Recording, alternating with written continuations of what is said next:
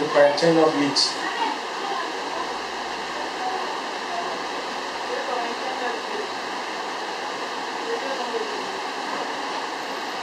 Il a aussi le pouvoir de vous combler de toutes sortes de bienfaits. Ainsi, vous aurez en tout temps et en toutes choses tout ce dont vous avez besoin. Et il vous en restera encore du superflu pour toutes sortes d'œuvres bonnes. Amen. Viens vous asseoir. Quand nous lisons même à partir du verset 7, la Bible dit que chacun donne comme il a résolu en son cœur, sans tristesse ni contrainte, car Dieu aime celui qui donne avec joie. Que chacun donne comme il a résolu en son cœur, sans tristesse ni contrainte, car Dieu aime celui qui donne avec joie. Et le verset me dit, et Dieu pour vous combler de tous ses grâces, afin que possédant toujours en toutes choses de quoi satisfaire à tous vos besoins, vous ayez encore en abondance pour toutes bonnes œuvres. Vous ayez encore en abondance pour toutes bonnes œuvres. Que chacun donne comme il a résolu en son cœur, sans tristesse ni contrainte, car Dieu aime celui qui donne avec joie. Vous voyez que le Seigneur met l'accent sur l'attitude, sur le caractère, la façon dont nous donnons. Il est vrai, dans nos églises, vous savez, la façon dont nous donnons sous la nouvelle alliance est différente de l'ancienne alliance. Parce que sous l'ancienne alliance, on donnait avec contrainte. C'était une loi. On ne donnait pas sous l'ancienne alliance. On payait. Parce que quand il s'agissait des dîmes, c'était une taxe, un impôt que Dieu imposait sur son peuple. Et ceux qui ne le faisaient pas, donc ceux qui ne se soumettaient pas à ces principes-là, étaient automatiquement maudits. Donc quand si Dieu t'a béni, si Dieu a béni tes récoltes, si le Seigneur a béni tes semences, si le Seigneur t'a béni financièrement, si tu ne vas pas dans ces récoltes que tu as eues et que tu retires les 10% d'une partie d'une semence, tu donnes à Dieu, le reste des récoltes sera maudit. Ou bien si tu n'offres pas tes prémices à Dieu, tu ne t'en sors pas comme ça pour rien. Librement, tu écopes et tu subis les conséquences. C'est comme ça que sous la loi, rien n'est gratuit, tout est conditionné. Et ceux maintenant qui sont sous la loi, quand ils payent, ils le font dans la tristesse, dans l'obligation. Parce que la loi t'oblige à faire ce que tu ne veux pas. Et tu le fais par peur, par crainte de périr ou d'être maudit ou d'être puni par Dieu. Est-ce que je me fais comprendre? Maintenant, sous la dispensation de la grâce, Dieu n'impose pas aux chrétiens. Non. Le donner est un fruit de l'amour de Dieu sous la grâce. C'est le produit du caractère, de la vie de Dieu dans le chrétien. Donc le chrétien qui a compris l'amour de Dieu pour lui et qui a accepté l'amour de Dieu pour lui, automatiquement il va donner. Donc nous ne sommes pas contraints à donner. Nous donnons libéralement sans être obligés, sans tristesse. Et je vous ai enseigné sur la vie d'Abraham, comment Dieu lui demande d'offrir Isaac. Quand vous regardez les films sur Abraham et la façon dont Abraham a donné son fils Isaac, vous voyez, même dans les livres, vous verrez que les Blancs ont mis l'accent sur comment Abraham était triste en donnant, et pourtant ce n'est pas le cas. La Bible dit qu'il le faisait avec joie, il l'a fait avec confiance, sachant que Dieu est capable même de ressusciter les morts. Donc l'attitude que nous devions avoir dans le donner, c'est une attitude de joie. Donc le pasteur ne doit pas te contraindre, ne doit pas t'obliger de donner. Est-ce que vous comprenez un peu? Donc dans nos églises, ce que nous trouvons dans nos ministères aujourd'hui, c'est que les hommes de Dieu sont obligés de stigmatiser les chrétiens, de créer des sujets que si tu ne donnes pas, tes affaires seront bloquées, ta vie sera bloquée, tu ne vas pas avancer dans ta vie. Écoutez bien l'église. Il y a des avantages qui accompagnent le donateur. Il y a des grâces qui le suivent. Il y a des bénédictions qui vont descendre sur sa vie. Là, on n'en disconvient pas. Amen. Et maintenant, s'il arrive même qu'il ne donne pas, ça ne veut pas dire que Dieu l'a maudit, il n'est pas maudit. Sur ce point-là, je suis contre tout enseignement qui vise à dire que le chrétien qui ne donne pas est maudit par Dieu. Dieu le maudit. C'est faux. Parce que dans ce qu'on vient de dire, que chacun donne comme il a résolu à son. Est-ce qu'il a dit que chacun donne comme Dieu a résolu, comme Dieu l'impose? Est-ce que c'est écrit comme ça ici? Résolu dans son cœur veut dire tout simplement qu'il est poussé par l'amour de Dieu et par le Saint-Esprit. C'est le discernement. C'est-à-dire qu'il prend la résolution dans son cœur. Il choisit le montant qu'il veut donner à Dieu. Ce n'est pas au pasteur de choisir le montant que toi, tu dois donner à l'église. C'est une résolution que tu dois prendre personnellement. Ça dépend de ta relation avec ton Père. Et de combien le Seigneur t'a tellement béni. Est-ce que nous sommes encore là? Ce n'est pas venir augmenter parce qu'il y a des messages qui visent à dire que ce que tu ne fais pas. Les gens vont venir donner par peur. Les gens vont donner par tristesse. Les gens vont donner par condition. Parce que le pasteur a dit que si je ne donne pas, l'une des raisons pour lesquelles mes activités sont bloquées, l'une des raisons pour lesquelles ma vie n'avance pas, c'est parce que je ne donne pas assez. Alors on donne maintenant par peur, par obligation. Et d'autres part, même plus tard, on commence à dire à Dieu que, tu vois, je t'avais donné. On commence à faire le chantage à Dieu. C'est pour ça que beaucoup de chrétiens parlent autant à faire le chantage. Comme si Dieu était un petit garçon qu'on peut facilement manipuler comme ça. Tout ce que nous avons, même quand tu donnes, c'est par grâce. Et ce qui nous pousse à produire, à poser des textes actes de donner, c'est l'amour de Dieu pour nous. Le chrétien qui a compris combien Dieu l'a aimé, automatiquement, il n'a même pas besoin qu'on fait tout un long message sur le donner. Parce que l'esprit de Dieu qui habite dans le croyant, c'est un esprit de générosité. It's a generous God. It's a generous spirit. Le Saint-Esprit est généreux. Même Dieu qui habite en nous en esprit. Avec notre corps, le temple de Dieu, le temple du Saint-Esprit, n'est-ce pas? Dieu lui-même a tellement aimé le monde qu'il a fait comment? Il a fait comment? Donc Dieu prouve son amour envers nous en nous offrant son Fils, en nous donnant un cadeau, en s'aimant sur la terre. Est-ce que vous comprenez un peu ça? Donc le chrétien qui a en lui le même esprit de Dieu, automatiquement c'est un donateur. Il n'a pas besoin de se discipliner, de prendre un jeûne de Seigneur. Je veux la force pour donner. You don't need that kind of prayer. Oh God, give me strength to give. What kind of strength? Quel genre de force pour donner? La Bible dit que nous sommes fils de Dieu. Nous sommes fils de Dieu, n'est-ce pas? Si nous sommes enfants de Dieu, ça veut dire que nous procédons de Dieu. C'est-à-dire que notre existence provient de lui. C'est-à-dire que notre être dépend de lui, émane de lui.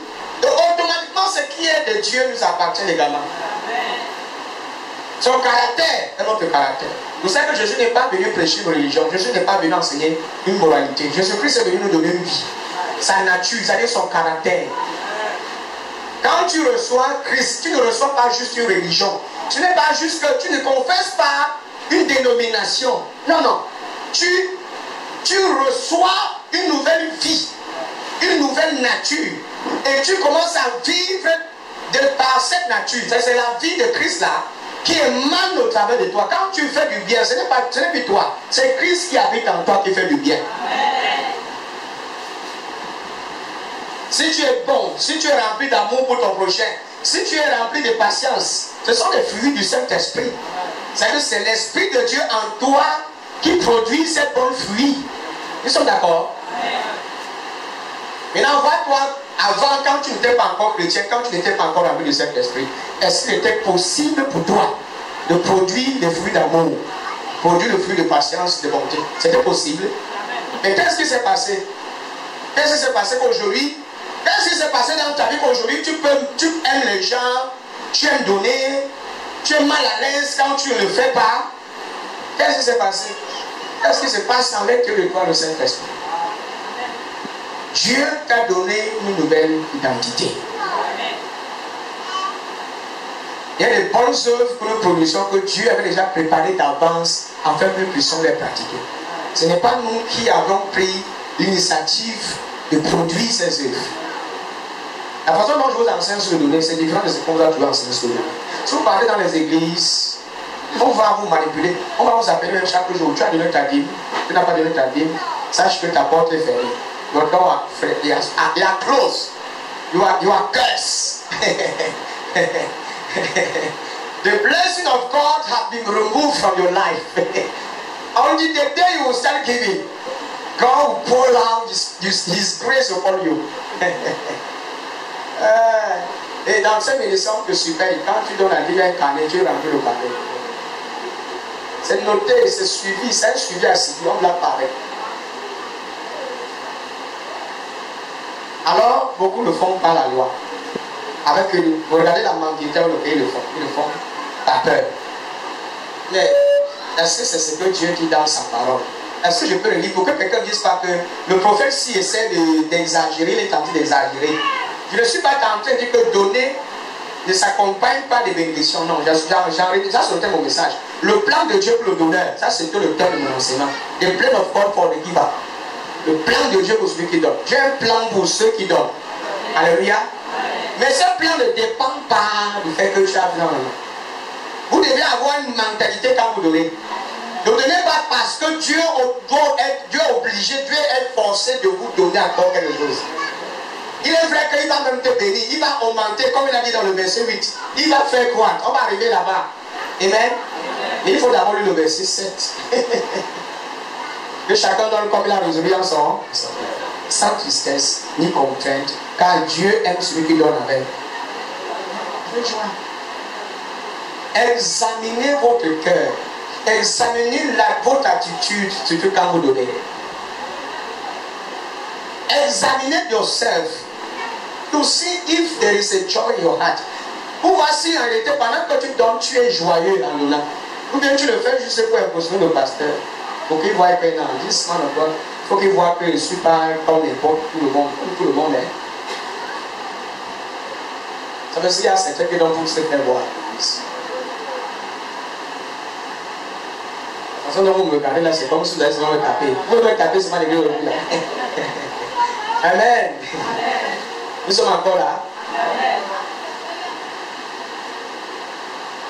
J'ai vu beaucoup qui ont donné avec tristesse. Et ceux qui donnent avec tristesse, quand ils quittent l'église, les grands avec le commérage. Quand ils quittent l'église, c'est le nom du pasteur qui est partout. Ah, il m'a escroqué. J'ai donné. J'ai tout fait. Nous voici, je ne suis pas tout marié. J'ai donné pensant qu'en donnant, Dieu devait ouvrir les portes du mariage. Ouais, Seigneur. Non, il y a la faute de l'église. Il y a déjà l'huile de mariage, the oil of marriage, oil of money. L'huile de l'argent. L'huile de l'argent. L'huile de l'argent est où? On fait si on vient l'huile de l'argent sur ta tête, si tu ne vas pas travailler l'argent, il viendra par un saké. Tu as compris? L'argent viendra. Vous savez comment Dieu bénit. Quand on dit que Dieu m'a béni, quand Dieu veut te bénir, qu'est-ce qu'il fait? Il te met avec quelqu'un. C'est-à-dire qu'il bénit tes efforts aussi. Il bénit ton intelligence. Il bénit tes idées. Si tu es un homme vide, avide d'idées et paresseux, nonchalant, et tu dis que je m'accroche sur la grâce de mon Père spirituel, que l'onction qui est sur lui, la coule sur ma tête, ça va couler même dans tes narines. Il va se bénir, mon frère. Tu t'allonges, tu dors. Tu dis que non, la présence est là. Et tu ne travailles pas. Les moussis vont manger, piquer même tes yeux. Les cafards vont dormir avec toi, tu vas comprendre. Il y en a plein comme ça dans nos églises. Il vient, il dort. C'est l'ange dort dans l'église. Même le tamadé là, il dort. Dieu est là. Tu ne sors pas déposer le dossier dans les entreprises. C'est en posant l'acte de déposer le dossier que Dieu accompagne. Il pourvoit, il met quelqu'un sur le chemin qui accepte ton document et il te respecte dans le travail. Alors comment Dieu bénit? Tu sais comment Dieu bénit aussi? Dieu parfois quand il veut te bénir, te donne une idée qui va changer ta vie. C'est une très grande bénédiction. Tu as une idée de business, une idée d'entrepreneuriat, une idée qui va révolutionner ta vie. Peut-être que tu étais confus dans un business, tu essaies d'avancer, les choses n'avancent pas. Les choses tournent en rond, les activités tournent en rond, les choses ne progressent pas. Dieu te montre, il te donne une idée que par rapport à telle chose, tu as fait une erreur. Va rectifier ça. Allez, sans tu rectifies ça. Les portes s'ouvrent, pouf. C'est une bénédiction. Donc vous pensez quand on dit que Dieu m'a béni, l'assessment de l'argent va apparaître une fois. C'est ça.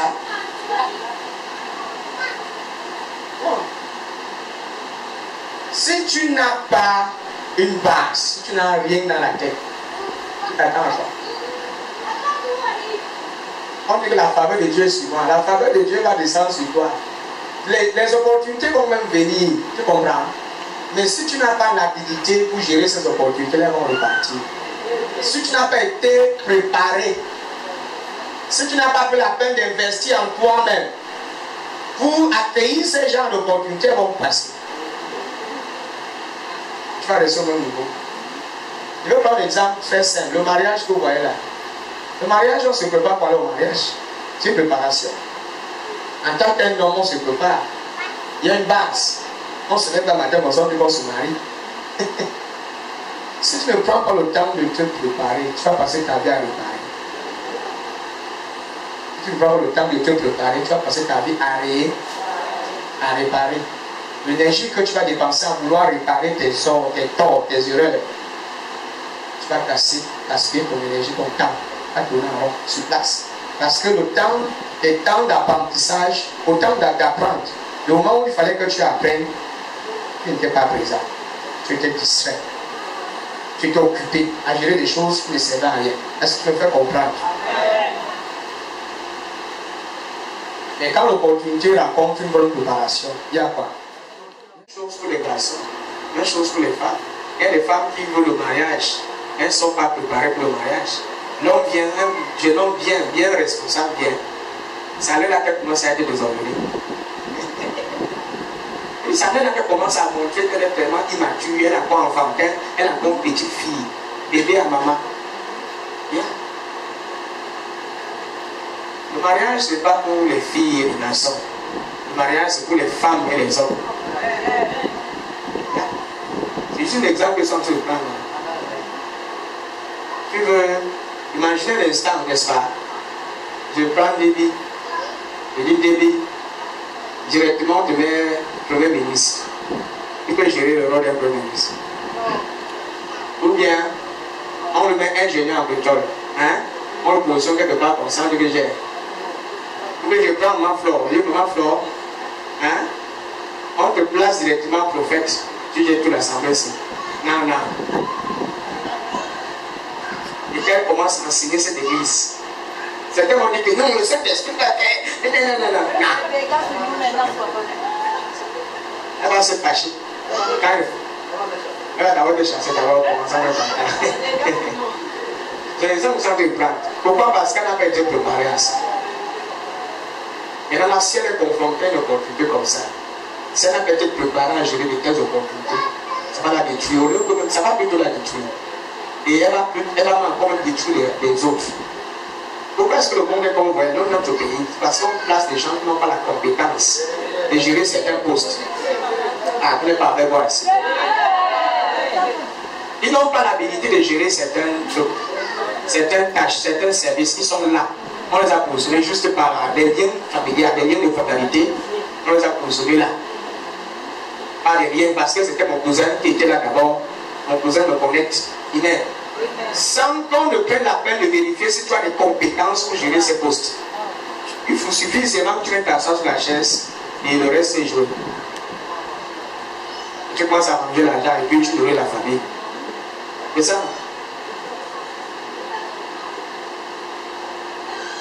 Je ne sais pas si mon message passe.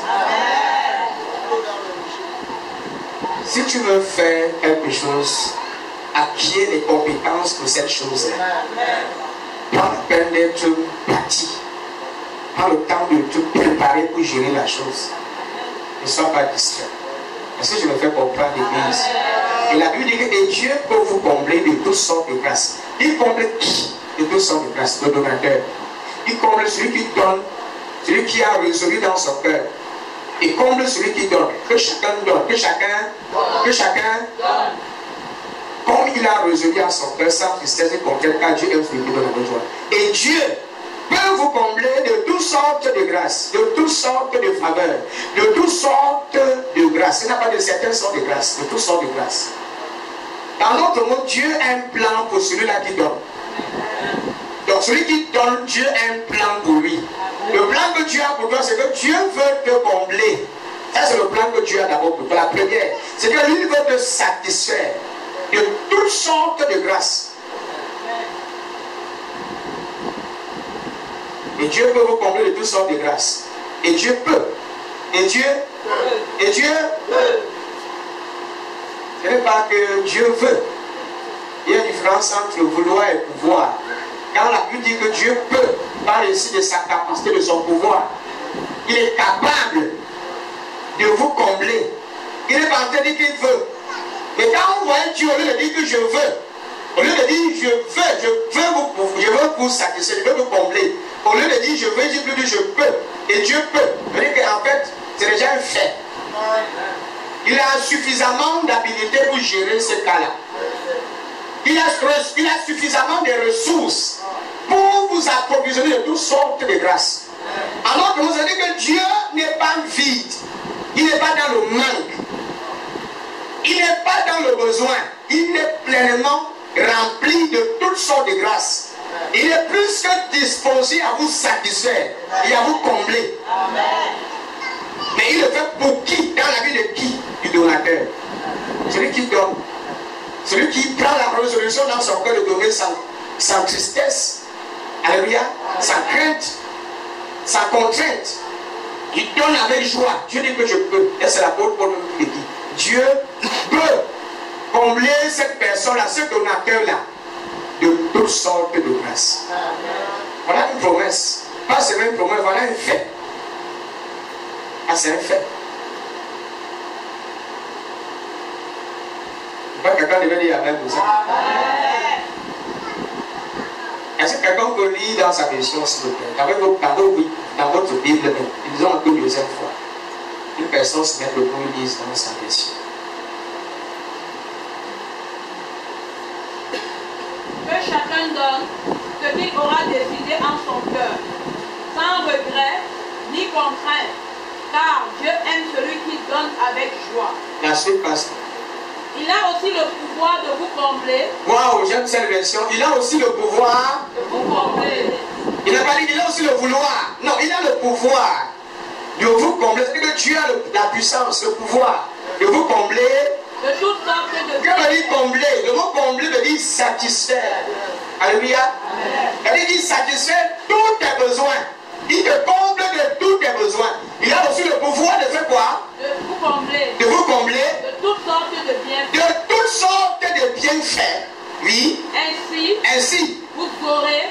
Ainsi vous auriez. En tout temps. En tout temps. Écoutez. Ainsi vous auriez en tout temps. D'abord. Ainsi vous auriez. En tout temps. Vous auriez quoi? Toutes les choses. Vous auriez toutes choses en tout temps. Et en certains temps, c'est ça? En certains moments. Et en certaines saisons. En tout temps. C'est-à-dire que 24 heures sur 24, tu es comblé. Amen. Alléluia. Le matin, tu es satisfait. Le soir, tu es satisfait. À n'importe quel moment, tu es toujours satisfait. Il n'y a pas un moment où tu manques. Il n'y a pas un instant où tu es dans le manque. Dieu veille à ce que tu es constamment et régulièrement satisfait de toutes sortes de grâces. Il n'a pas précisé certaines variétés. Il dit toutes sortes. Si c'est dans le domaine de la mécanique, du travail, du mariage, si tu recherches peut-être le bonheur, la stabilité financière, si c'est les finances que tu as sémées, il va complètement te combler. De joie, d'amour et tout le reste. Pas seulement d'argent, Dieu peut te combler même de la joie. Dieu peut te combler de la paix. Dieu peut te combler de quoi d'autre? De la santé. En tout temps, tu ne peux pas, tu es toujours en bonne santé. Tu es toujours en forme. Il peut te combler de force, d'énergie, d'intelligence, de capacité. Je ne parle pas seulement d'argent ici. Il peut te combler de toutes sortes de grâces. Et la suite dit quoi? En sorte que en tout temps et en toutes choses, vas-y, tout ce dont vous avez besoin. Il vous comble de toutes choses dont vous avez besoin. Ouais, c'est la bénédiction du donateur. De toutes choses dont vous avez besoin. La suite dit quoi? Et il vous en restera encore. Wow! Et il vous en restera encore. Du superflu. Pour toutes sortes d'œuvres bonnes. Pour toutes sortes d'œuvres bonnes. Après que tu es donné, Dieu dit que, écoute, même ce que tu as donné, tu as résolu dans ton cœur, tu as donné. Tu as pris la résolution dans ton cœur de soutenir, de donner. Mais ce qui va te suivre, tu l'as fait sans contrainte, sans tristesse. Alléluia. Tu l'as fait dans la joie. Il dit que moi, que le Père, je m'engage, j'ai le pouvoir. Alléluia. De te combler de toutes sortes de grâces. Un tes pauvres, tu ne manques de rien. Tes besoins sont satisfaits. Maintenant, en dehors de ça, je vais encore ajouter. Pour que tu puisses donner aussi davantage pour des bonnes œuvres. D'ailleurs, s'il y a des orphelinats qui sont là, tu donnes. S'il y a des gens qui sont dans le besoin, tu les approvisionnes.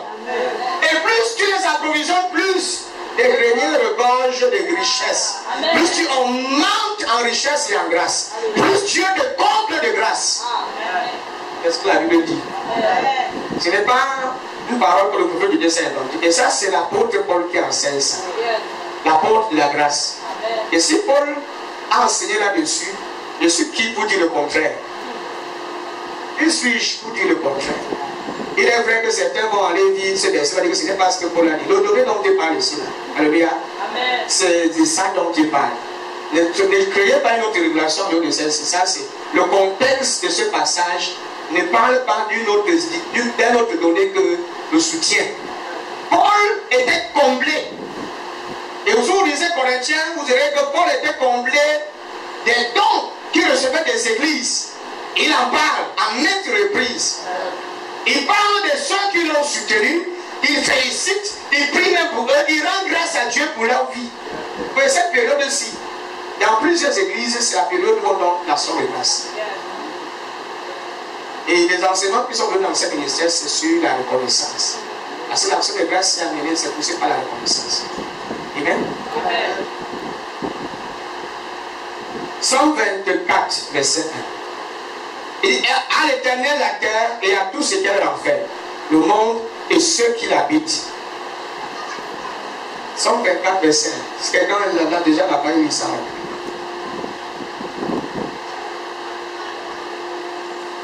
Il y a un pasteur rapide, un ancien rapide. Psaume 24, verset 1. Yes. La terre et ses richesses appartiennent à l'Éternel. Laisse-moi dire encore ici, ma fille. À l'Éternel la terre et ce qu'elle en fait, le monde et ce qu'il a et ce qu'il habite. Donc il y a Agé chapitre 2, verset 8. Agé 2, 8. Il y a par pasteur Pascal pour venir le verset de Agé. Agé 2, 8.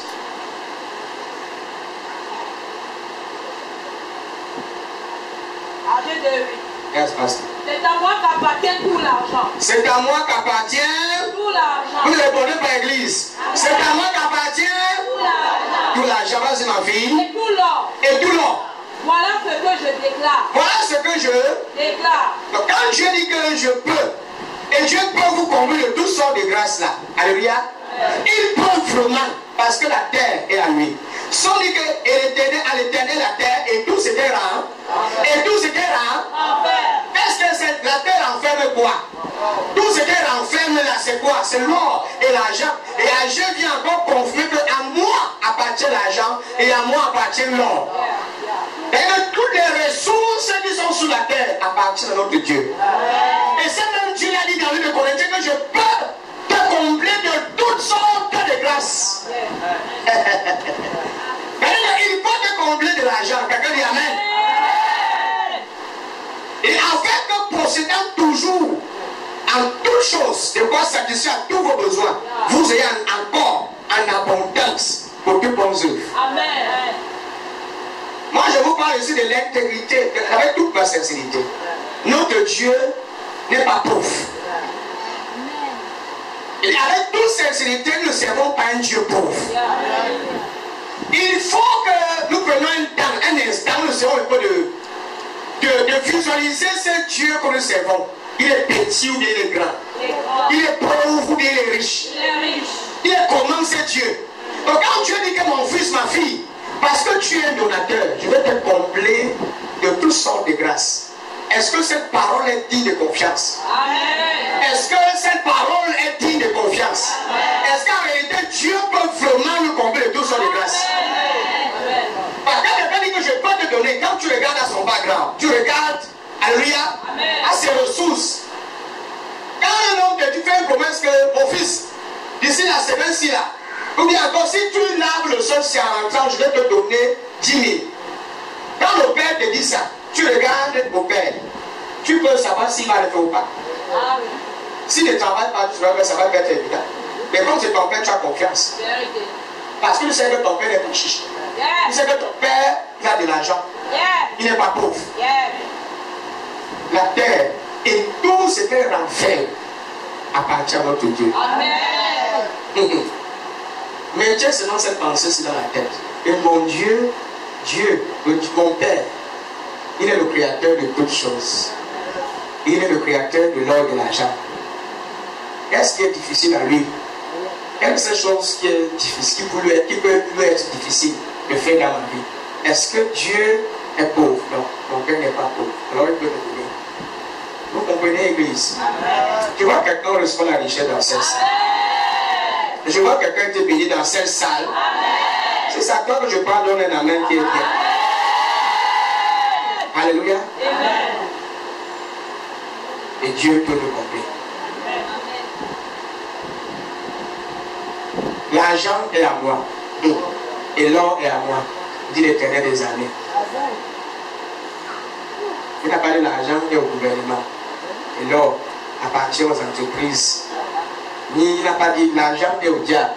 L'argent est pour les secteurs, les francs-maçons, les résicoussiens. L'argent, c'est pour ceux qui versent du sang. Non. Il a dit que l'argent est à moi. Et l'or est à moi. L'Éternel des armées a parlé. Il y a dit que 100 000 francs pas de passage, il veut donner. Ni 10 millions. Ni 100 millions. Il n'y a que 3 personnes qui ont dit Amen. Ça révèle combien vous êtes limité au ciel de Dieu. Ça révèle que nous, beaucoup ne croient pas que Dieu est capable. Dieu peut. Ça veut dire que Dieu a le pouvoir. God have that power. Quand tu te plains que mes entreprises n'avancent pas, mes projets ne progressent pas, Dieu te regarde et se moque de toi. Cet enfant n'a pas confiance en moi. Abraham, quand Dieu dit qu'Abraham, donne-moi ton fils Isaac, Abraham n'a pas hésité à cet instant. Parce qu'il connaissait la personne, le Dieu qui lui réclamait un don. Il connaissait le Dieu qui lui demandait un enfant. L'enfant qu'il avait, c'est Dieu qui l'avait donné ça. L'enfant de la promesse, c'était toujours un don que Dieu l'avait donné. Amen. Mais si Dieu veut récupérer le cadeau qu'il m'a donné, mon héritage, mon héritier, il n'y a donc pas de souci, puisque j'ai confiance en lui et je sais qu'il est capable même de ressusciter les morts. Alors il n'y a pas un souci. Il le fait avec joie, sans contrainte. Ce n'est pas comme si tu l'obligeais à le faire. Et tu as dit à Abraham, laisse, j'ai vu ta foi, c'était bon. Désormais tu es le père des croyants. Parce que tu as cru en moi.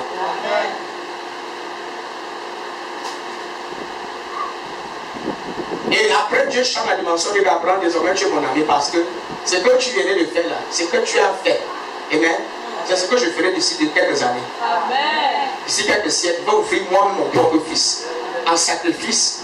Alléluia. Donc si tu étais capable d'offrir ton propre fils, ton unique, le seul héritier, avec que nous sommes désormais des amis. Vous savez, la Bible dit qu'Abraham est devenu l'ami de Dieu. Parce que Dieu a vu en lui son propre caractère. Donc il fait ce que moi je peux faire. Alors nous sommes des amis, nous ne sommes que des serviteurs. La dimension de serviteur et de père, c'était fini. Maintenant, Abraham qui est la dimension de serviteur devient ami de Dieu. Parce qu'il a cru. Parce qu'il a eu confiance en Dieu. On ne donne pas pour s'appauvrir. On donne pour expérimenter un surplus, pour expérimenter l'abondance. Et quand vous donnez, ne donnez pas avec un esprit de chantage. Et comme j'ai donné, au cas où, s'il n'y a pas une bénédiction, la bénédiction, ce n'est pas toujours financière. Yes, nous sommes encore ici. Ça peut être financière, ça peut être marital. Parce que le plus souvent, quand les gens donnent à l'église, Dieu bénit chacun à sa façon et à sa manière. Parfois, certains s'attendent à ce que Dieu les récompense au travers de l'argent, avec de l'argent. Puisque c'est de l'argent qu'ils ont donné, il faut absolument que Dieu les donne de l'argent en retour. Non. Dieu peut préserver ton enfant d'une maladie grave. C'est déjà une bénédiction. Dieu lui-même peut te sécuriser d'un accident grave. C'est déjà une bénédiction. Dieu peut te préserver de certaines attaques spirituelles. C'est déjà une bénédiction. Il peut même te sauter, il va bénir tes enfants. Il donne la sagesse et l'intelligence à ta progéniture. Tes enfants sont comme des savants. Puisqu'on ne sait pas d'où ça vient. On regarde dans la famille, personne n'est sage. Tout le monde est bête, sauf tes enfants. Il y a une marque de distinction. C'est une marque de bénédiction. Il te comble avec des enfants intelligents. Il te comble avec une descendance intelligente et sage. C'est une bénédiction. Qui d'entre nous, en tant que parent, tu n'es pas fait de voir que ton enfant a réussi à l'école? Tu es comblé. Tu es satisfait. Tu es satisfait. Parfois, tu vois l'enfant est plus intelligent que toi. L'enfant vient avec 18 en maths. Toi, tu n'as même pas 2 en maths. Parfois, les parents disent que l'enfant me le savent, mais l'enfant ne le savent pas, mon frère. Et le contraire. L'enfant ne jamais le savait.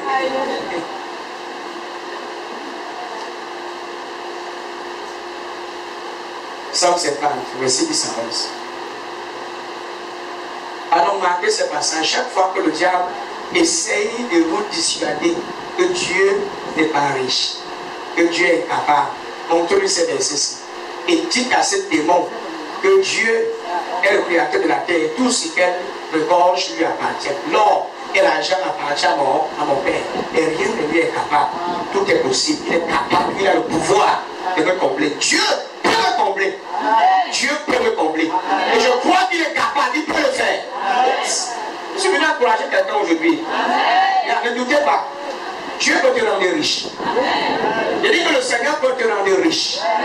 Il peut faire des tendances, une descendance riche. Il peut te combler. Donc s'il y avait encore certains doutes dans ton esprit, enlève ces doutes. Libère ton âme de ces genres de doutes au sujet de Dieu. Dieu est capable. Il a le pouvoir. Il peut.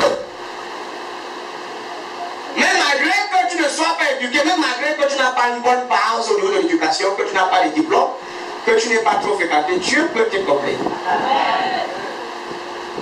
Il peut te combler. Dieu peut utiliser un petit truc comme ça que tu fais. Il te comble la seconde que tu as mis la main quelque part. Rien que les bobolos, si là, tu peux seulement vendre des bobolos. Tu commences à vendre ça seulement en camion. C'est-à-dire que c'est un cargo qui charge et livre dans tout le marché. Ouais. Pourquoi on va dire Amen?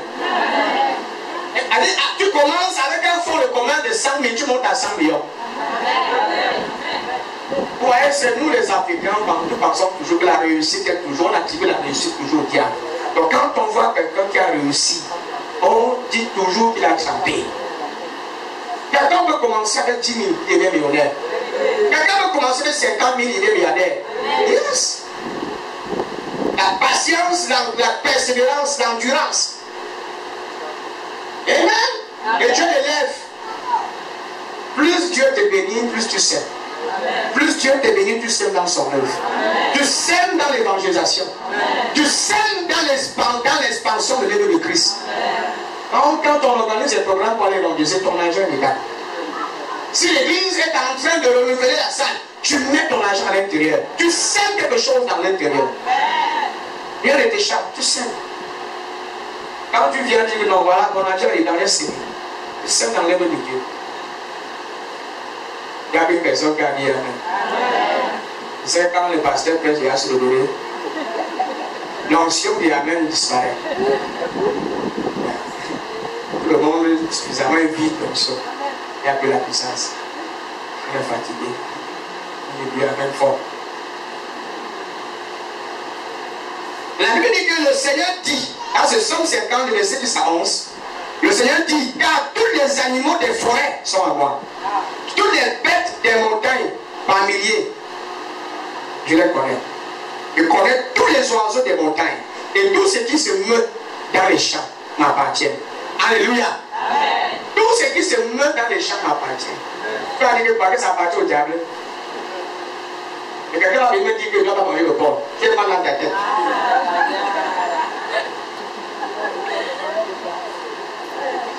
tout ce qui se brûle dans les champs, partout là, les animaux appartiennent à Dieu. Est-ce que Dieu a dit que je dois manger ça? Je donne pour que je mange. Quand Dieu donne, on mange. Amen. Amen. Si tu veux, tu es herbivore ou tu es pas. Nous, c'est ta gage. Vous savez, les gens qui sont les végétariens. On les appelle sur les herbivores. Tu es herbivore. Nous, on est tout, hein? On est herbivore, carnivore. Hein? Il n'y a pas. On est omnivore. Pas d'autre encore. Créez nous l'autre côté là-bas, non. Tout niveau, avec tous les bords. Tout ce qui est bord déjà.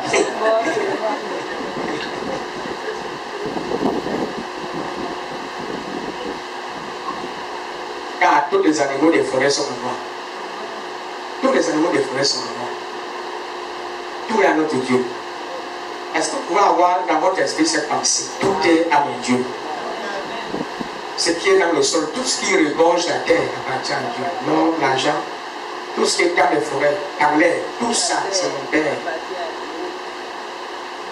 Rien que ce passage-ci renforce notre confiance. Même notre confession change. Désormais, quand tu vas dire Père, quand tu vas prier pour les finances, tu vas plus supplier. Donc ta vie de prière change. Même quand tu pries pour l'argent, tu espères, je te rends grâce parce que tu es capable. Tu es capable puisque tout ce qui existe t'appartient. Donc tu es capable, tu peux me donner ces choses. Tu ne pries pas dans l'incertitude, mais tu pries dans la certitude. Mon Dieu est capable. Si la Bible dit que l'or, l'argent lui appartient, tu le rappelles ça. Quand vous priez, priez avec la parole. Vous savez que les Nordiques, quand nous prions aussi, nous prions les passages. L'or et l'argent. Tous les animaux qui existent dans les forêts appartiennent à mon Père. Yes. Mon Père est riche. Mon Père n'est pas pauvre. Les enfants, quand on voit les enfants dans les établissements qui ont des parents riches, quand on voit les enfants, ils mangent, ils craignent. Les enfants la craignent. Ils parlent avec assurance. Et que tu pleures, il appelle mon père. Et mon père a la voiture, donc calme-toi. Mais mon fils, quand il va à l'école, il dit à ses amis que mon père a la voiture. Mon père a la voiture. Même l'enfant du voisin qui a côté, je vais dire ici. Moi, ton père, il peut voir ton père. Mon père est là. Il est là. Est-ce qu'il veut souvent? Mon père est là. Et mon père a la voiture, ton père a la voiture. Alors, dès que ton père a la voiture. Une gueule. Mon père a tout. L'enfant grandit avec cette conscience que son père n'est pas pauvre. Son père a tout. Mais quand tu grandis, tu sais m'entendre que ton père est pauvre. Parce que chaque fois que tu te demandes, il ne donne pas. Chaque fois que tu demandes, il ne dit pas. C'est pourquoi certains chrétiens grandissent, malgré qu'ils sont enseignés. Si tu fais donc, s'ils voient 10 000 francs, l'autre ne vont pas prendre. C'est pourquoi. S'ils voient verser, ils vont prendre verser. C'est leur niveau. Parce que la pauvreté est spirituelle, c'est une mentalité. C'est une mentalité. Il y a des gens que ce qui ratirent 1 million de francs ne vont pas prendre. Et même s'ils prennent, ils vont aller prier dessus. Ils vont gêner 4 jours à 7.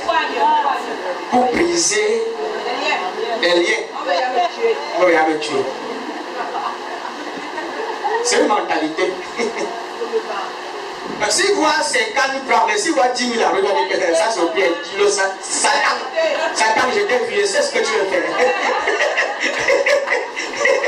Non, tu ne peux pas me prendre maintenant, jamais. Et si c'est l'oncle qui devait un traitant, il dit l'oncle. Je savais que l'oncle se disait depuis.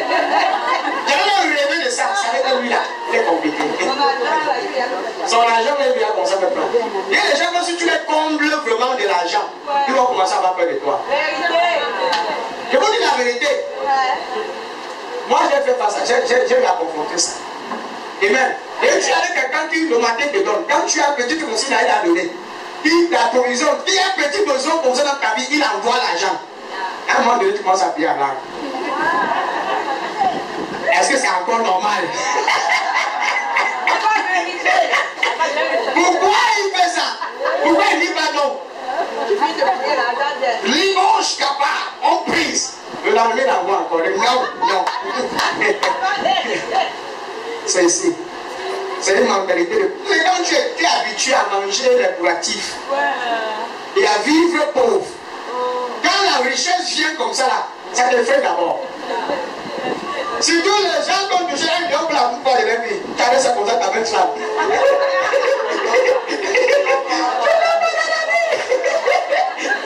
Maintenant, la dame qui vient, tu m'as dit, que tu as encore là.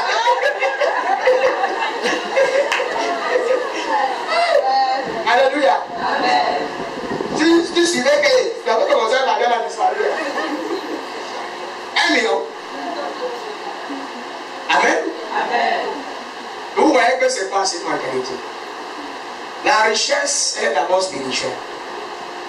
C'est ça que Dieu dit que tu vas prospérer comme prospérer le cœur de ton âme. Les gens sont pauvres ici. C'est ça qu'il faut d'abord qu'il y ait un changement de pensée. Le fait, en fait, il y a des chrétiens qui considèrent Dieu comme un être dur et chiche. Ils savent que Dieu peut, mais ils croient que Dieu peut, mais Dieu ne veut pas. Parce que j'ai péché. Il arrive quelque part. Dieu peut, il est capable, oui. Mais pour ce qui concerne ma vie, il ne veut pas. Je connais comment il est Dieu dur. Envers moi, quand il s'agit de moi, lui, il change d'avis. Il peut aller vers les autres personnes, il est comble de grâce. Et quand il arrive sur moi, bam, il change d'avis. Il dit que, avec le move que tu as dit hier, là, à ton voisin, là, alléluia. Parce qu'il y a certains comme ça, ils attribuent leurs échecs toujours à Dieu. Dieu le punit, c'est Dieu qui le punit. Dieu ne punit pas les gens à la pauvreté. Nous sommes ensemble. La Bible dit que Christ s'est fait pauvre. Afin que par sa pauvreté, tu sois riche. Et ça, c'est une richesse spirituelle. Mais aussi, peut se transcender physiquement. Vous comprenez? Le chrétien qui est complet dans son âme, dans ses activités du quotidien, il est également complet. Il est toujours joyeux. Chaque fois que tu prends ton offrande ou une semence pour donner à l'église, vérifie l'état de ton cœur. Oui, je vous dis la vérité. Ce n'est pas le montant qu'il faut vérifier l'état de ton cœur. Chaque fois qu'on dit c'est le moment des offrandes, peut-être comme tout à l'heure, avant de donner, est-ce que c'est ce que mon cœur a résolu de donner? Ou bien c'est ce que ma pensée a résolu de donner? Parce que le plus souvent, nous donnons par la pensée. Nous prenons la résolution dans nos têtes et non dans nos cœurs. Tu veux donner 2 000. La pensée dit que mon ami, écoute, il y a le savon qui manque à la maison. Tu donnes 2 000 pourquoi? Donne 500. Comme ça, les 1500 là. Tu gères le savon à la maison et puis tu craches le matin. Le raisonnement commence. Et même pour finir, les 500 que tu devais donner là, il dit que ne donne plus les 500 là. Regarde comment les gens sont en train de donner. Tu vas donner ta passe, on va compter dans toi. Il y a beaucoup de gens qui ont donné ça, laisse comme ça. Les autres qui n'ont pas envie vont faire quoi? On va voir. Ça va faire quoi? Laisse être grave, ce qui tu vas même que tu vas faire avec. Avec ton argent, mon frère, sois dur, il faut te sortir dans la vie. Être sage, pas trop être bête.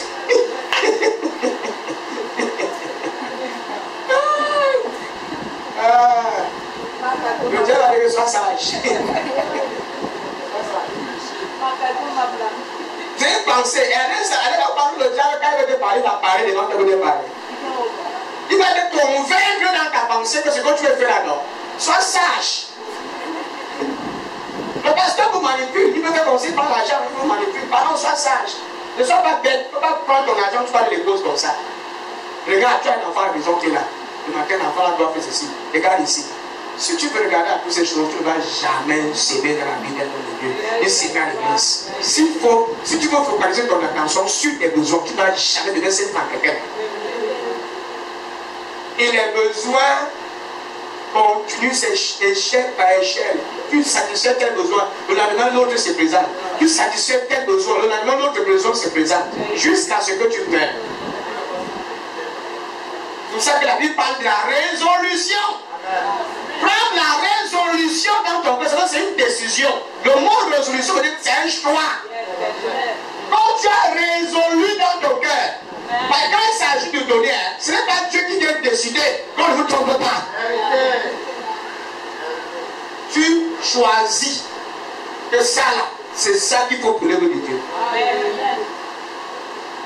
Et il précise dans ton cœur, il n'a pas dit dans la tête. Ta pensée va parler, va chuchoter. Mais écoute ton cœur. Listen to your heart, don't listen your mind. Si tu veux écouter ta pensée, tu ne vas jamais donner. Parce que nos pensées sont toujours contradictoires à la volonté de cette personne, à la volonté de notre cœur, mais le plus souvent. Donc la Bible précise le cœur ici fait mention de l'amour, de ton caractère. Le cœur ici fait mention de ta vie. Tu prends une résolution à partir de ta propre vie.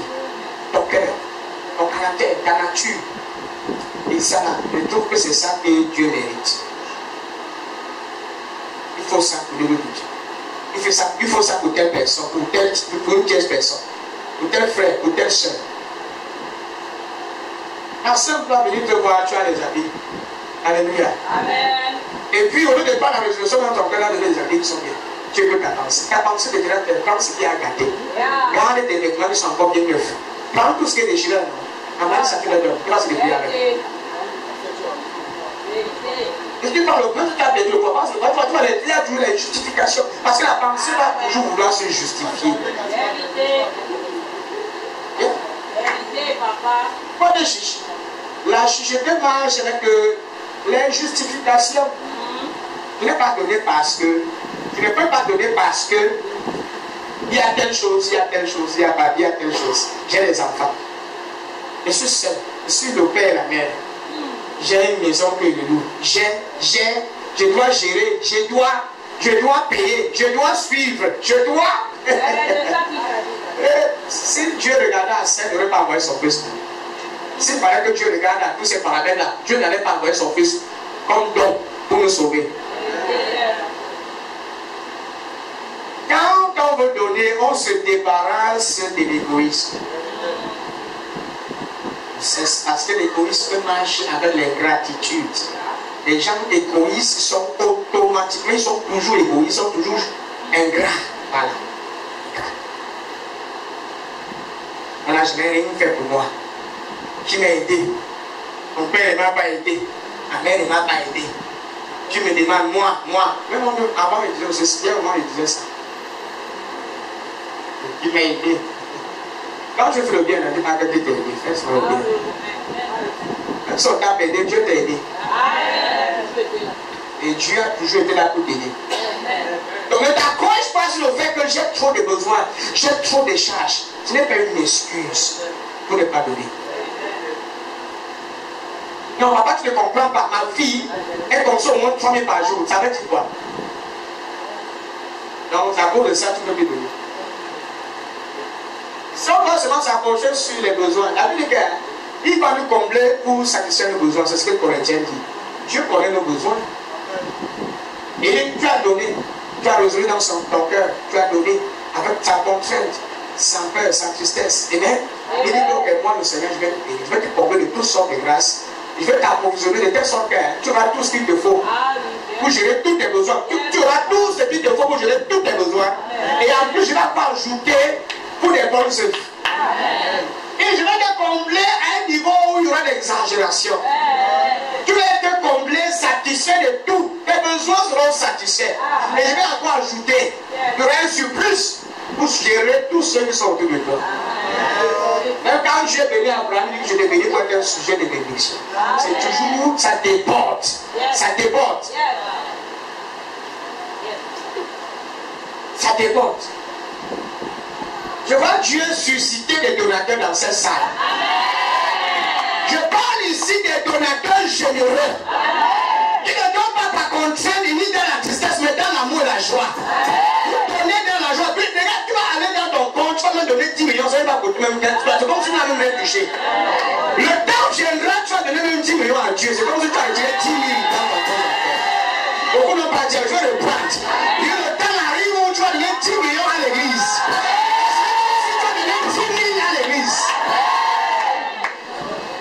Dans ton compte, il y aura compte suffisamment. C'est pas le gens qui donne 5 000, il reste 5 000 francs, tout est fini. Non. Vous savez que pour donner ces dividendes, c'est difficile parce qu'on fait des calculs. Tu dis que c'est dormi dans les 10 000 que j'ai, c'est tout ce qui me reste, il faut que je donne 500 parce que les 9 506 ils vont gérer. Certains ont peur de s'engager dans cette église pour gérer certaines choses parce qu'ils ont pensé de revenus. Ils ont pour excuse, papa, je n'ai pas assez de revenus, je ne peux pas m'engager. Je ne peux pas parce que je sais. On ne peut de foi. On ne peut de foi. On ne peut de foi. On ne peut de foi. On ne peut de foi. Quand Dieu te demande, il te demande toujours l'unique. Il a dit Abraham, demande ton fils Isaac. Amen. Celui que tu.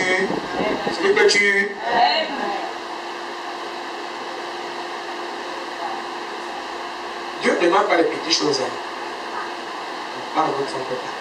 Nous sommes voir mon esprit. Quand je veux faire quelque chose pour l'église, je ne prends pas les choses bêtes, les choses vides. Je prends ce qui est bien, ce qui est joli.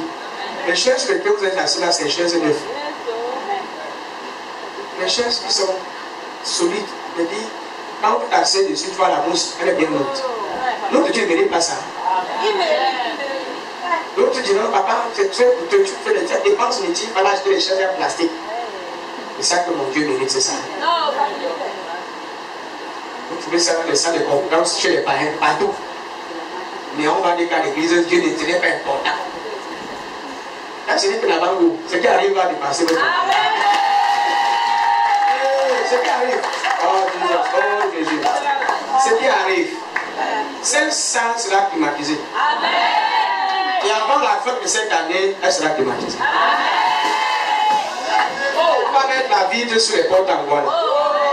Quand tu entres, on ouvre, tu entres, après on le fait. La porte en bois sera cassée, on va couper ça, mettre la vitre au milieu.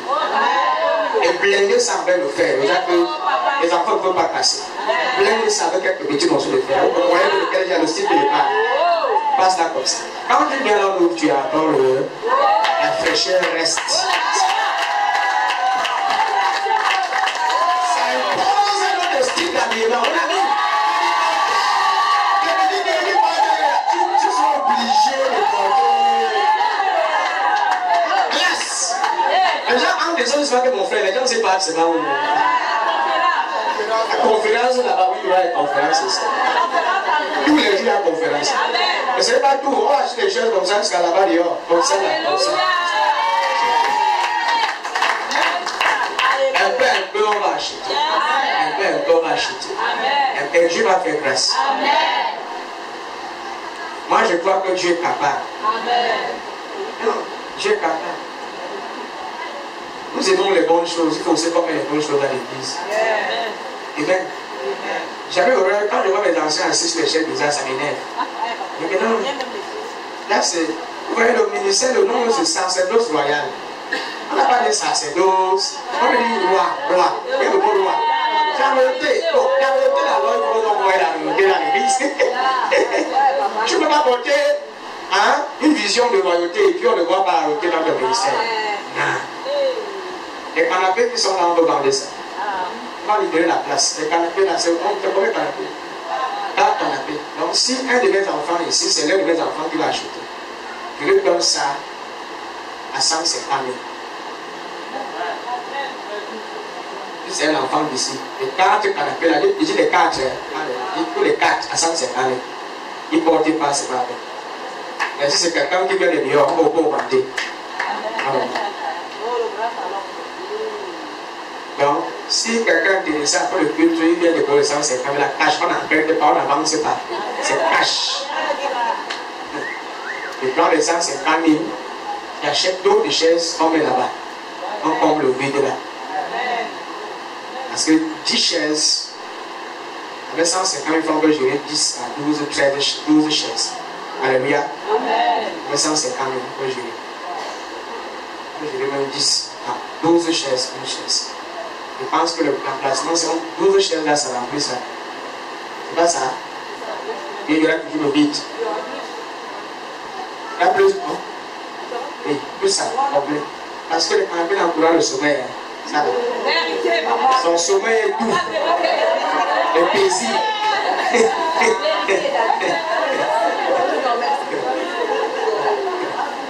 Un sommeil doux et paisible. On ne veut plus ça ici. Maintenant, là, on est assis là, tu ne peux pas dormir. Tu es un peu comme ça là. Tu te retrouves au ciel tout seul. Alléluia.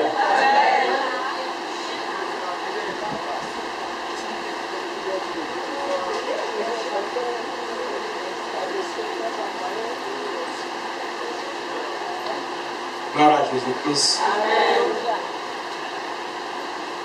Luc 6, 38, je vais lire ça, on va aller vite. Luc 6, 38, donnez, et vous sera dehors. On versera dans votre sein une bonne mesure serrée, secouée et qui déborde. Car on vous mesurera avec la mesure dont vous serez serré. Philippiens 4, lisez ça à la maison. Philippiens 4, 15 à 19. Vous le savez, vous-même Philippiens, au commencement de la prédication de l'évangile, lorsque je partis de la Macédoine, aucune église n'entra en compte avec moi pour ce qu'elle nous donnait et recevait. Vous fûtes les seuls à le faire, car vous m'envoyâtes déjà à Thessalonique et à 2 reprises de quoi pouvoir à mes besoins. Ce n'est pas que je cherche les dons, mais je recherche le fruit qui abonde pour votre compte.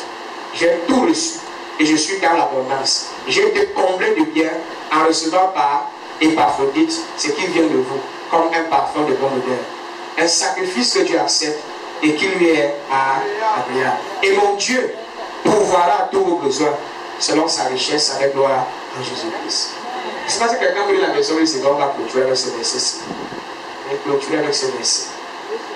Là, c'est l'apôtre Paul. Vous le savez vous-même, Philippiens. Non, la version de ma pasteur Ange. Dis dans ta version. Est-ce que ma pasteur? Philippiens 4. Yes. Comme vous le savez, Philippiens, dans les premiers temps, et dans les premiers temps de mon activité, pour la cause de l'évangile, dans le premier temps de mon activité, pour la cause de mon évangile. Et son travail c'était de faire quoi? Prêcher la bonne nouvelle, annoncer la bonne nouvelle, enseigner au peuple, aller de lieu en lieu prêchant la bonne nouvelle. Ça c'était la cause. Vous le savez, je répète la cause s'il te plaît. Comme vous le savez, Philippiens, dans les premiers temps de mon activité, pour la cause de l'évangile. Vas-y. Lorsque j'ai quitté la Macédoine, aucune autre église n'est entrée avec moi dans un échange réciproque de dons matériels et spirituels. Et donc, matériel. Aucune église n'est entrée en compte avec moi. Partenariat avec moi. Pour être le plus souvent qu'on demande aux chrétiens d'entrer en partenariat, être partenaire, c'est être partenaire avec la vision que Dieu a donnée à l'homme de Dieu. Sa mission était d'aller partout, propager la bonne nouvelle. Quelle est ma mission? C'était quoi? C'est quoi mon travail? C'est de venir ici vous enseigner, n'est-ce pas? J'ai besoin de partenaires qui peuvent se tenir pour combler certains des besoins dont moi je peux avoir. J'ai besoin de finances. Et actuellement, je vais prendre juste un exemple. Vous savez, vous connaissez le genre de banque qu'on peut se balader avec, qui a son toit avec elle. Elle peut trouver 130 000 francs. Le baf là, j'en ai besoin. Ça, c'est un instrument qui peut nous permettre, pas seulement à moi, même aussi à mes enfants, des pasteurs, d'aller dans les villes, des secteurs où ils se trouvent, pour prêcher la bonne nouvelle. Ça, c'est un instrument pour prêcher la parole de Dieu. C'est un matériel. Donc l'église a besoin. Mais pour qu'on puisse avoir cet instrument-là, il faut quoi? Il faut du partenariat. Il faut quelqu'un qui peut entrer en partenariat avec moi pour m'acheter ce matériel. Le matériel qui va être utile pour annoncer l'évangile et faire le pour laquelle Dieu m'a appelé. Est-ce que vous comprenez l'église? Et personne n'est entré en compte avec moi. Vas-y. Lorsque j'ai quitté la Macédoine, oui. Aucune autre église n'est entrée avec moi. Aucune autre église n'est entrée avec moi. Dans un échange réciproque. Voilà, dans un échange réciproque. Des dons matériels. Des dons matériels et spirituels. La suite. Vous seul l'avez fait. Vous seul l'avez fait. Quelle église l'a fait? La Macédoine. Il est en train d'apprécier la vie des enfants. Église, vous étiez les seuls à le faire. Pendant que d'autres m'ont régné, pendant que d'autres m'ont oublié, personne n'est entré en compte en échange avec moi. Vous êtes les seuls pour l'avoir fait. Vous êtes les seuls partenaires. Vous m'avez soutenu matériellement et spirituellement. Je précise pas là-dessus ma vie. Pendant mon séjour à Thessalonique, vous m'avez envoyé pas deux fois des dons pour souvenir à mes il avait dit quoi? Que ce n'est pas seulement 2 fois pour l'envoyer. Ils ont envoyé quelque chose, pas 2 fois, pour subvenir à mes besoins. Amen. Est-ce qu'il y a des besoins de l'église? Amen. Besoin. Au besoin du leader. Vous voyez, beaucoup de personnes qui ont ça. Parce que si l'homme de Dieu précise, s'il mentionne ses besoins personnels, on dirait que c'est un mendiant. Il vient comme ça, stocker l'argent chez les fidèles. Non, les pasteurs ont des besoins. Amen. Et les pasteurs ont besoin des personnes qui peuvent entrer en partenariat avec eux pour satisfaire ces besoins-là. Et nos besoins ont toujours quelque chose à voir avec l'œuvre de Dieu. Mes besoins, c'est quoi? C'est l'église. Amen. Ma priorité, c'est de voir l'œuvre de Dieu s'étendre. C'est d'aller partout prêcher la bonne nouvelle, acheter suffisamment du matériel pour prêcher la bonne nouvelle. Pas les appareils qui sont là-bas derrière, c'est de l'argent.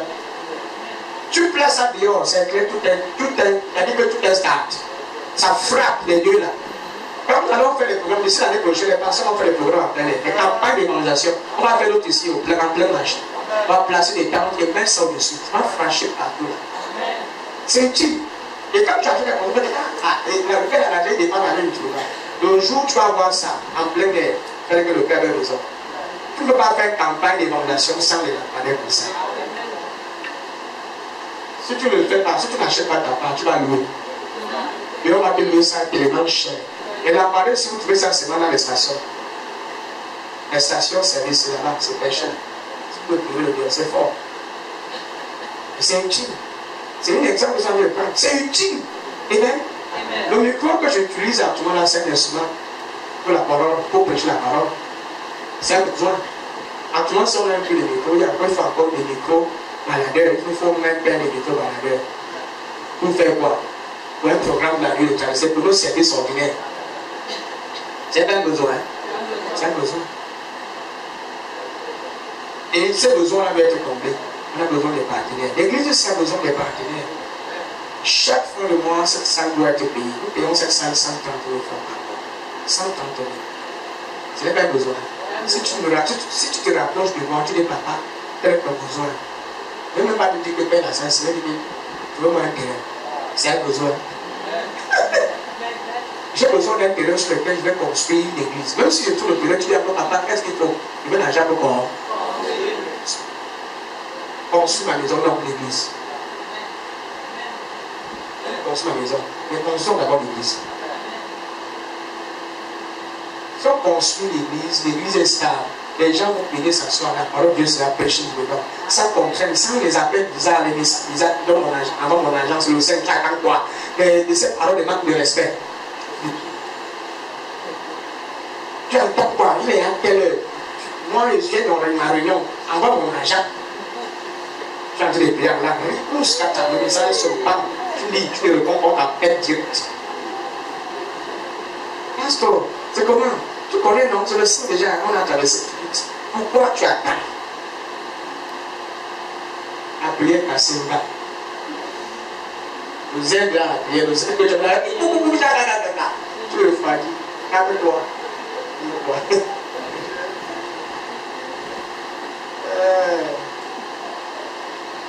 Rapprochez-vous des hommes de Dieu, posez des questions. Donc, il n'est pas de sens pour commencer à insulter. Oh, les passés prennent l'argent. Oh, l'argent n'a pas où. On t'explique. Vous voulez qu'on vous explique.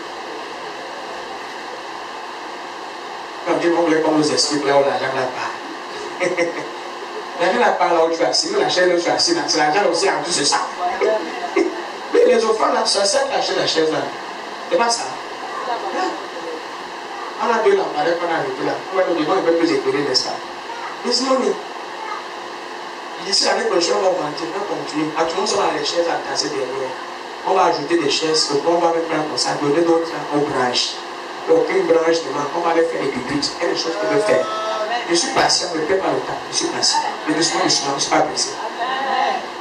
Les branches seront comblées de tout le matériel. J'ai des projets. Quand j'ai quelque chose que je veux faire, je prends mon temps, je fais bien. Je ne fais pas à demi.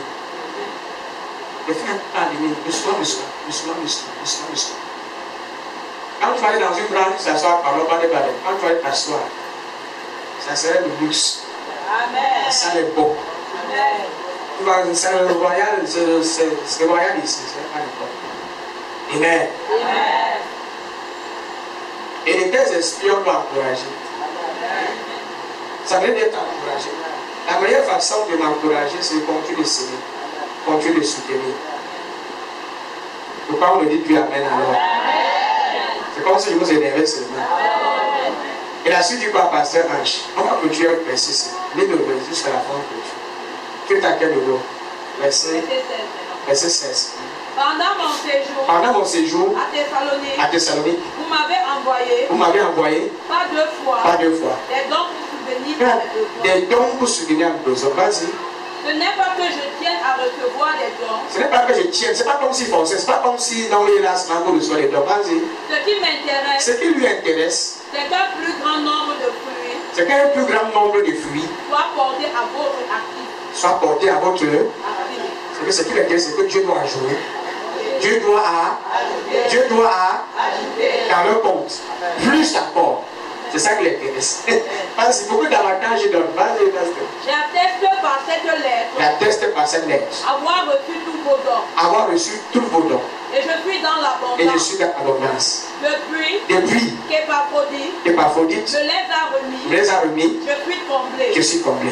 Ils ont été pour moi Ils ont été pour moi comme le doux parfum comme le doux parfum d'une offrande agréée d'une offrande agréée par Dieu à Dieu et qui et qui lui fait plaisir. lui fait plaisir. Merci beaucoup, ma fille.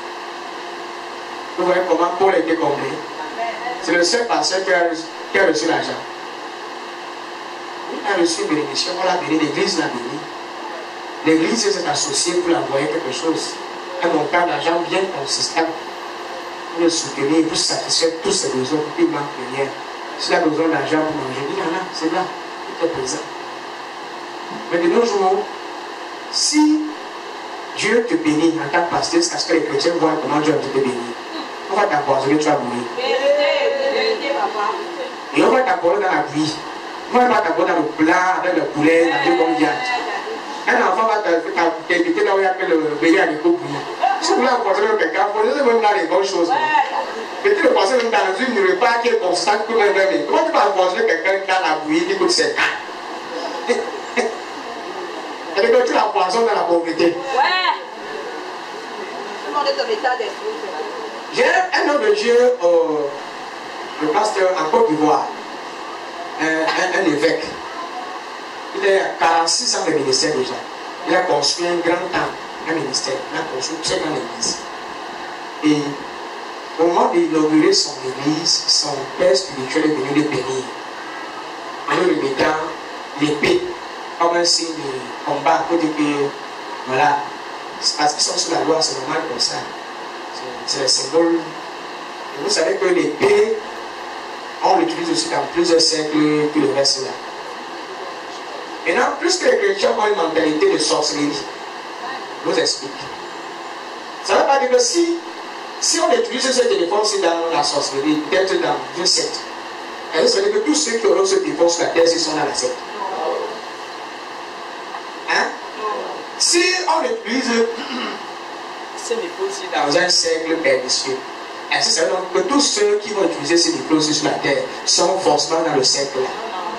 Voilà en fait la mentalité que plus de chrétiens ont. Hein?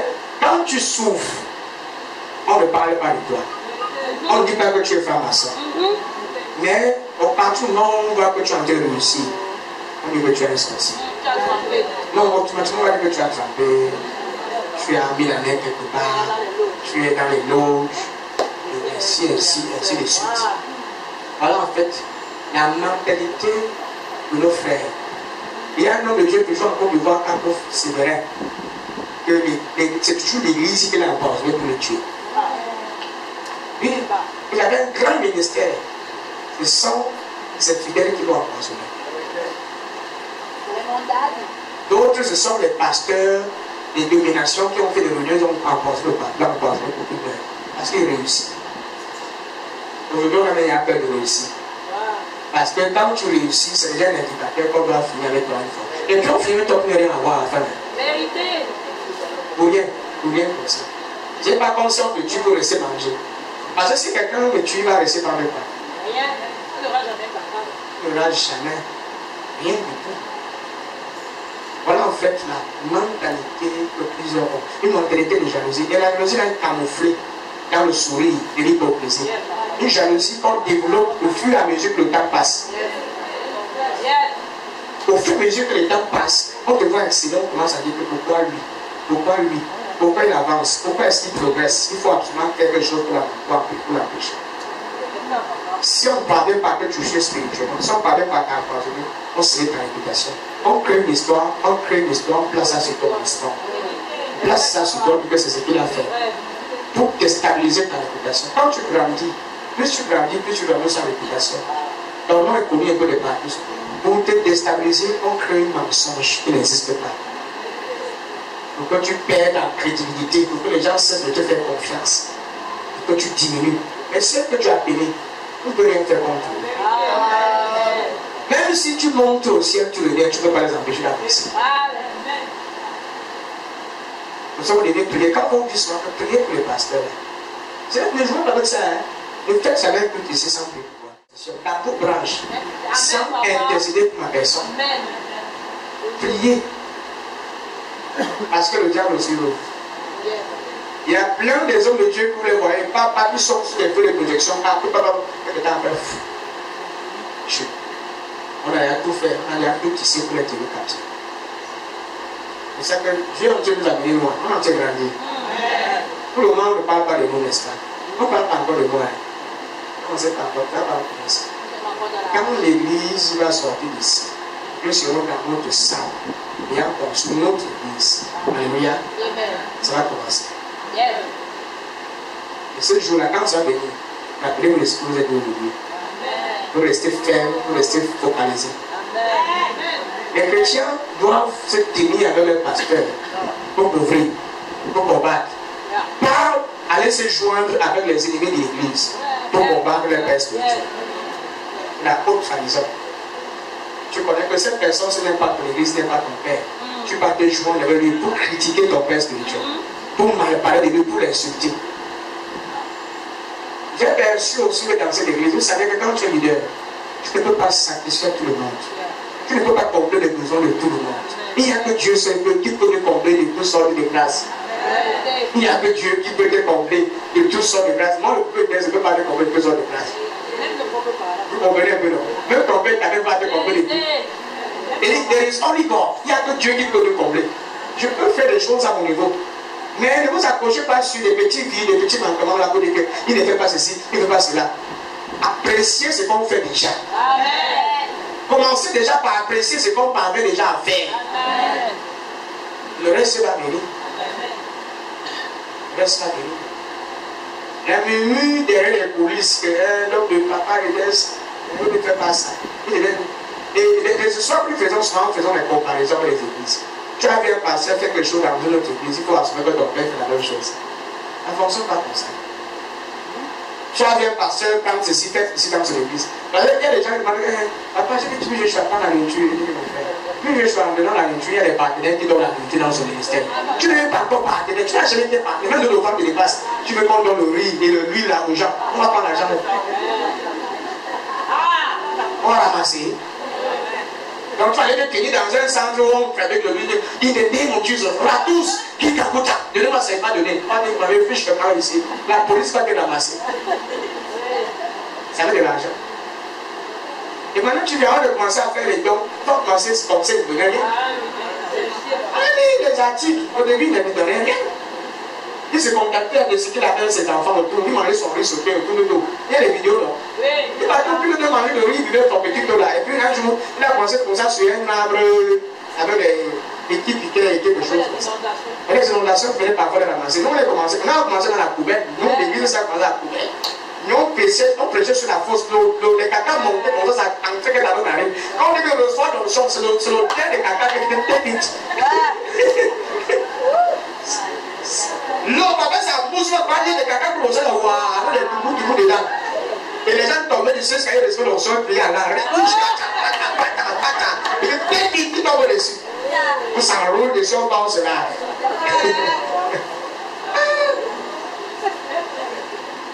Chacun a son histoire. Chaque église a son histoire. L'église a son histoire. Elle construisait 2 chaises, il y avait personne. Amen. Amen. Alors, nous devons être partenaires. Paul a réussi dans son ministère parce qu'il avait des partenaires. Il était comblé, mais parce qu'il avait des partenaires, des donneurs. Il avait des donneurs généreux. Il se tenait avec lui pour dire, apôtre, tu n'iras pas sans nous. Non, non, non, nous on t'accompagne avec notre don. Partout où tu mets les pieds, nous on t'accompagne. Même si tu voyages, on va t'envoyer quelqu'un avec notre sémence. Même si tu es en déplacement, on envoie l'argent. Ici, là, s'il ne vient pas vendredi, l'offrande c'est 1000 francs. Le mardi, alors c'est grave, c'est 500. Si l'église ne voit mon visage sur le texte là, chacun va faire son offrande, mais si Seigneur n'est pas venu aujourd'hui. Alléluia. Enfin.